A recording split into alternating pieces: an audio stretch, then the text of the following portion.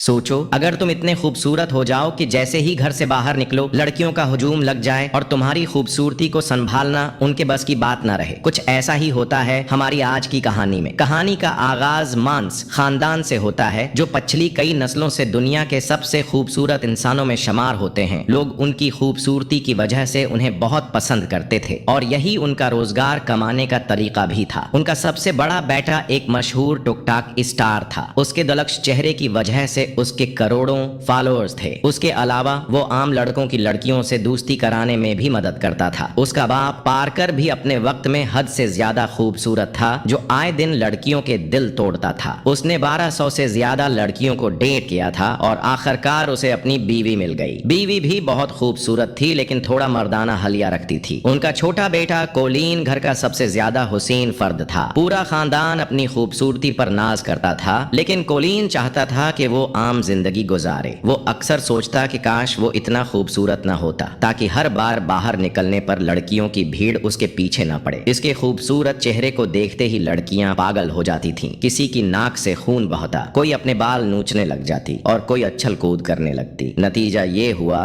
कि आज तक कोलिन किसी लड़की से बात भी न कर सका। वो ज्यादा बाहर नहीं निकलता था और घर से ही पढ़ता था। उसके पास अपनी मछली के सिवा किसी से बात करने वाला कोई नहीं था। वो अकेला ताश खेलते हुए मछली से बातें करता रहता और उस रवैये से उसका खानदान परेशान रहता। वो कई बार उसे खूबसूरत लड़कियों की तस्वीर दिखाकर समझाते लेकिन कोलिन कहता कि उसे ऐसी लड़की चाहिए जो उसकी खूबसूरती से मुतासिर न हो बल्कि उसके दिल की वजह से उसे पसंद करे। जब कोई तरकीब न चली तो घर वालों ने एक नया प्लान बनाया। उन्होंने गरीब होने का ड्रामा किया ताकि कोलिन को स्कूल भेज सकें। एक रात कोलिन ने अपने माँ बाप को बात करते सुना कि अब से नाश्ता सिर्फ अंडों पर होगा ताकि उसके स्कूल के अखराजात बचाए जा सकें। ये सुनकर कोलिन को अफसोस हुआ और अगले दिन उसने स्कूल जाने का फैसला कर लिया लेकिन उसने शर्त रखी कि वो सिर्फ लड़कों के स्कूल में जाएगा। पहले दिन उसका भाई ववक्स उसे बाइक पर छोड़ने गया मगर कोलिन हेलमेट पहनकर क्लास में दाखिल हुआ ताकि कोई उसकी शक्ल न देख सके। लेकिन हुआ अलट, सब इसके हेलमेट की वजह से मुतवज्जा हो गए। जब टीचर ने हेलमेट उतारने को कहा तो जैसे ही उसने चेहरा दिखाया टीचर बेहोश होकर अस्पताल पहुंच गई। इसके बाद लड़के उसे तंग करने लगे, खास तौर पर एक लड़का सिटी और उसके साथी। उन्होंने कोलिन को अपने प्लान में शामिल करने की कोशिश की ताकि स्कूल की सबसे खूबसूरत लड़की